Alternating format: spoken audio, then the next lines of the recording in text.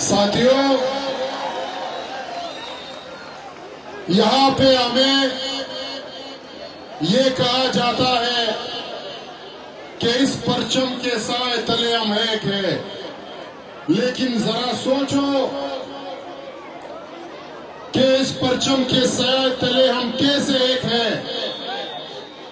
आपने मीडिया चैनलों पे देखा होगा कि पंजाब पावलपुर में एक पागल शख्स सलाउद्दीन नामी, जो बैंक के सिक्योरिटी फोर्सेस के फायरिंग से फौत हो गया था, उनके खिलाफ इस मुल्क के, इस रियासत के वजीर आजम, इस मुल्क के सदर, पंजाब के वजीर आला, पंजाब के आईजी पुलिस और सुप्रीम कोर्ट के चीफ जस्टिस ने नोटिस दिया था और जीआईटी कमीशन बनाने का हुक्म दिया था, क्योंकि एक पंजाबी मरा था, जबकि उनका मेडिकल रिपोर्ट पड़ा है, उनके फैमिली वालों का ये बयान रिकॉर्ड है कि इनकी दिमागी तवाज़ुन ठीक नहीं थी, ये एक मेंटल पागल था।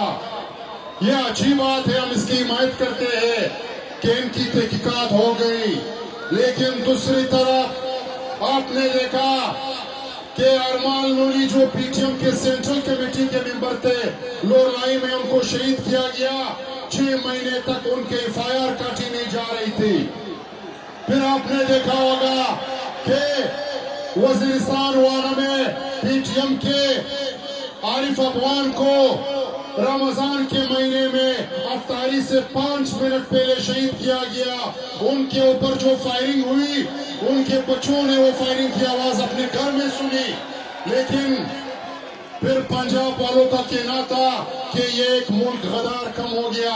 फिर आपने देखा कि शहीद उस्मान खान काकड़ को इस कोयटा शहर में अपने घर में शहीद किया गया, इन्होंने ताज़ियत तक नहीं की। और फिर आपने देखा कि हमारे बलोच माए बहने अपने लापता बहन भाइयों की फरियाद सुनाने के लिए इस्लामाबाद की तरफ जा रहे थे।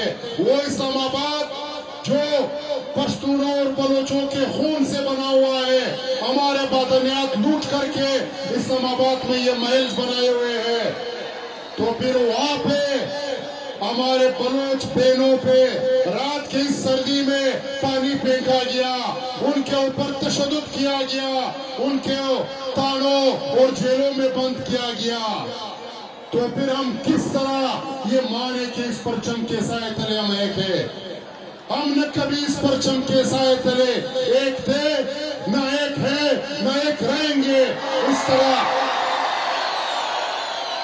जब इस रियासत में एक पंजाबी पागल शख्स की तहकीकात हो सकती है, उनके कत्ल के खिलाफ जीआईटी बन सकती है, फिर हजारों बलोचों, हजारों पश्तूनों के खिलाफ, कत्ल के खिलाफ यहाँ पे न अदालत बात सुनती है, न यहाँ पे मीडिया बात सुनती है, न यहाँ पे ये बेरे हुक्मरान कुछ कह सकते हैं। तो फिर हम इस परचम के साए तले एक होने के लिए कतई तैयार नहीं है। और जो आप लोगों ने पॉलिसी बनाई है कि यहाँ पे जो भी अपने वतन में, अपने सरजमीन में अमन की बात करे, यहाँ पे दहशतगर्दी की मुखालिफत करे, यहाँ पे मिसिंग पर्सन को बाजियाब करने के लिए आवाज उठाए, तो आप उन पे गद्दारी के लेबल लगाते हो। और यहाँ पे जो दहशतगर्दी के मंसूबे बनाए, जो यहाँ पे दुनिया जहान से दहशतगर्द लाए, यहाँ हमारी सरजमीन पे उनको ट्रेन करे, फिर यहाँ से मजलूम पश्तूनों और बलोचों के वतन में बम ब्लास्ट करे या हमारे कत्ल करे, और आप उनको फिर वफादार कहते हो। तो ये बात सुन लो, हम अपने गद्दारी पे फख्र करते हैं, और आप जिनको वफादार कहते हो, जो जान चकजई की शक्ल में या अनवर उलग की शक्ल में या सरफराज बुक्की की शक्ल में हम इन वफादारों पे लानत बेचते हैं, हम कभी इनको माफ नहीं करेंगे। साथियों, एक बात आप लोगों के सामने रखता हूं آج 27 جنوری کا دن تھا.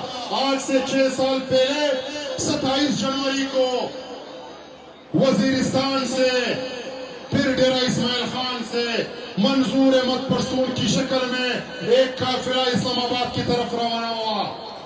وہاں پہ دھرنا دیا گیا اور اس دھرنے میں مطالبات رکھے گئے. اس دھرنے میں پاکستان کے تمام سیاسی لیڈرز انہوں نے شرکت کی اور انہوں نے ان مطالبات کو آئینی قرار دیا اور یہ کہا کہ یہ مطالبات حل ہونے چاہیے. اس ملک کے آرمی چیف اور اس وقت کے وزیر اعظم شاہد خاقان عباسی ان کے انٹرویوز پڑھی ہے کہ پشتون تحفظ موومنٹ کی یہ مطالبات برحق ہے لہذا یہ حل ہونے چاہیے. تو پھر بیچ میں 1 مہینے کا ٹائم رکھا گیا کہ 1 مہینے میں ہم یہ مطالبات حل کریں گے. تو پھر 1 مہینے کے بعد کیا ہوا؟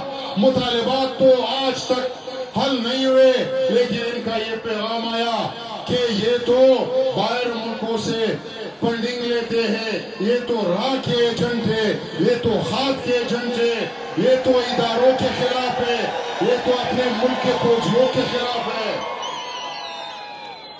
اور ہم نے وہاں پہ کون سے ڈیمانڈ رکھے تھے؟ ہم نے یہ ڈیمانڈ نہیں رکھا تھا کہ ہمیں قومی اسمبلی کی سیٹیں دے دو. ہم نے یہ نہیں کہا تھا کہ ہمیں صوبائی اسمبلی کی سیٹیں دے دو. نہ ہم نے کوئی اور ڈیمانڈ کیا تھا.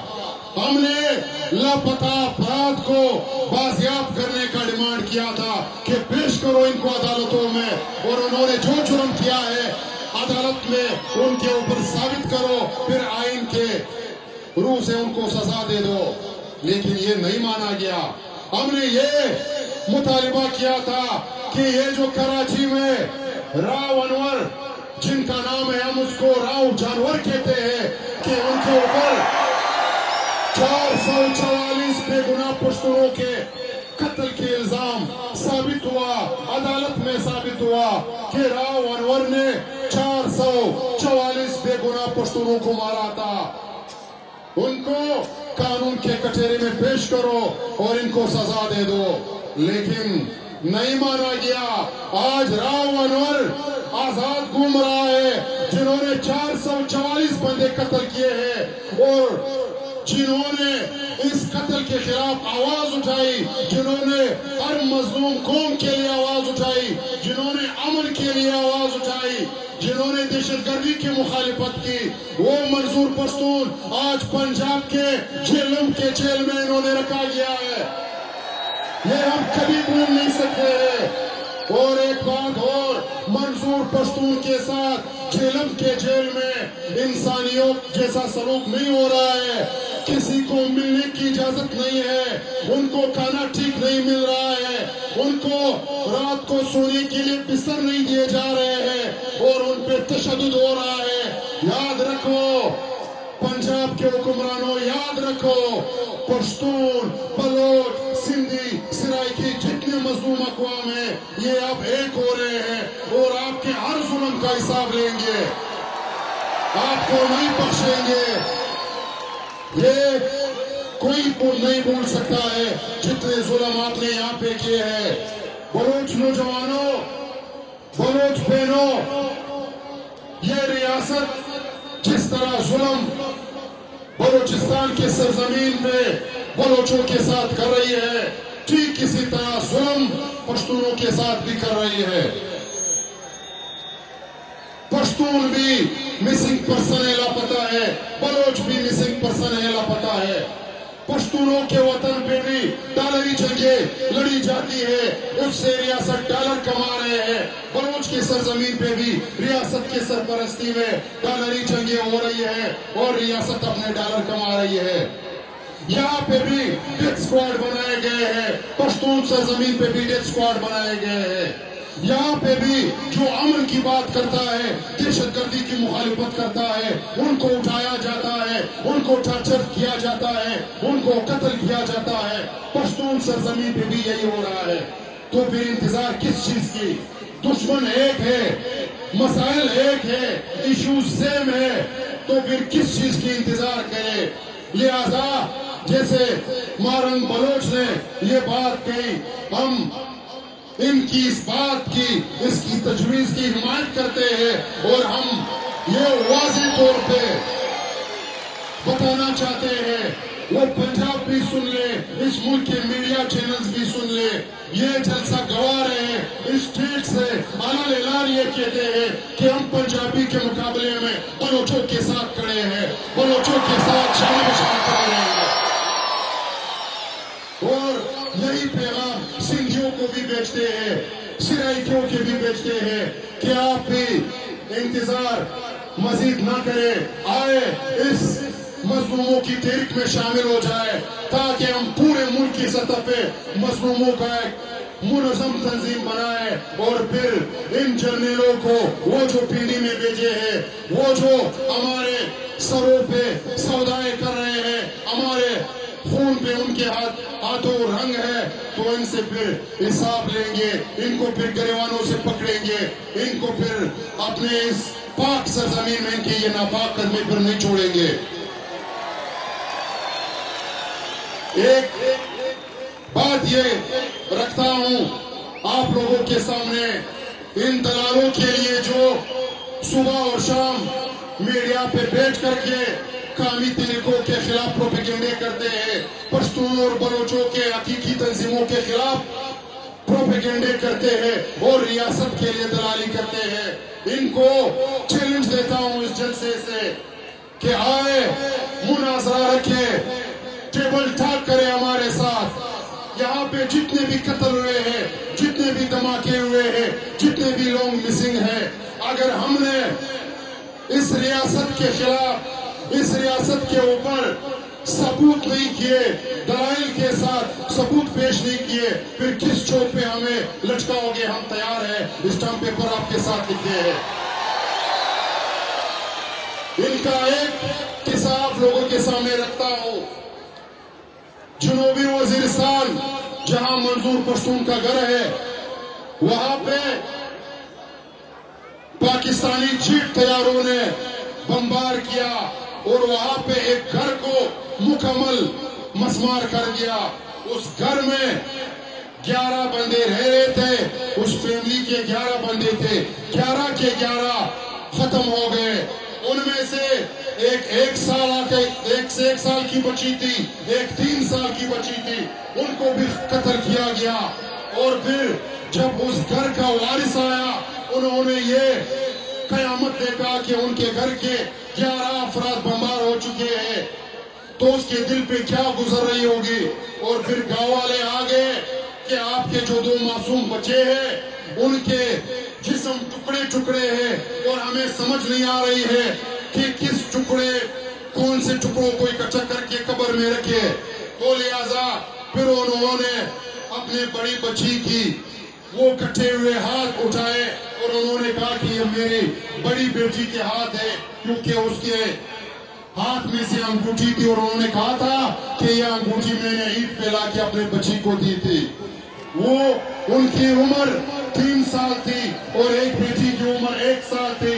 پھر اس سے بھی ظلم دیکھو، اس سے بھی جبر دیکھو، اسی رات اس ملک کے جیو اور ایئروائی چینلز پہ پٹیاں چل رہی تھی کہ جنوبی وزیرستان میں پاک فوج کی بہترین کارروائی، 18 دہشت گرد ہلاک، یہ 1 سال کی بچی بھی دہشت گرد تھی اور یہ 3 سال کی بچی بھی دہشت گرد تھی۔ شرم آنی چاہیے آپ لوگوں کو کہ یہاں پہ آپ لوگ 1 سالہ بچی کو مار دیتے ہو اور اپنے آپ کو بہادر کہتے ہو، اپنے آپ کو نمبر 1 کہتے ہو، تو پھر وہاں پہ آپ کی بہادری کہاں گئی کہ جب ہندوستان سے ابھینندن آیا، یہاں پہ بمبار کیا، اس کو تو پھر آپ چائے پلا رہے تھے، پھر کہاں تھے آپ وہاں پہ؟